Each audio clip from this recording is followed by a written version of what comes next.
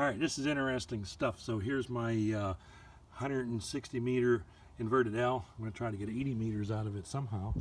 But I got the Rig Expert here. That's not a ballon, that's just a center insulator feed through that I had. But this is a testament to how ground radials actually affect your antenna. This is kind of a makeshift setup for right now. There is this green wire that we're going to go walk over, but it's at least 100 feet. It goes all the way around the property and around the front yard. I did that late last night, but that was only one. And I had a 3-to-1 SWR. And I'll show you. Basically, if you disconnect everything I have here from a makeshift radials, well, it's 2.5-to-1. So, no, there it is. See, just the coax grounding there was causing it, acting as a radial. Look at that. But, yeah, so watch how the SWR starts going down as soon as I start connecting ground radials up. So, didn't have a lot of time last night. Look, we're 2-0. Hook this other one up. Okay. 1.8. That's somewhat usable. So, instead of cutting a bunch of wire, I have stuff to do when I watch the Super Bowl. I just decided to go in the shed and get some extension cords out. So I got some clip leads and just hooked them up to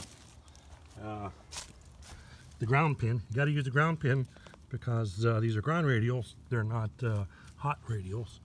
Come on, that was a joke, guys. Okay, that's a shorter extension cord. Goes there. There's my main matchbox, but there's another extension cord here, this orange one. Runs down and just kind of hangs over the brick there. And another extension cord here. And hooking this plate up to the electrical box is interesting. I know you guys will ask about that. I got my suicide plug connected, plugged in. Bam! Just don't touch it. Just kidding. That acts as a ground radio because I actually have a piece of flexible conduit that when I built this landscaping, I ran all the way underneath and it goes over. I haven't hooked it up since I put the new patio in, but it comes out over here. As you see, it's not connected. That box is going to go up here, and there was some plugs and light dimmers and landscape transformers and whatnot. So that's just acting as a big ground radio. So that other green wire, take all the way over to here, all the way up front. It's here. Here's the end of the antenna there. Don't know if you can see it. Kind of a rat's nest. And right now I just have it coiled up there. And so see if we can see it from up here. I can see it. I don't know if the iPhone can see it. But we're basically looking at it right there. And it slopes all the way up to that tree. Up in there somewhere. Let's see if I can zoom in. Maybe not. Looks like it's got some slack in it. I should tighten it up.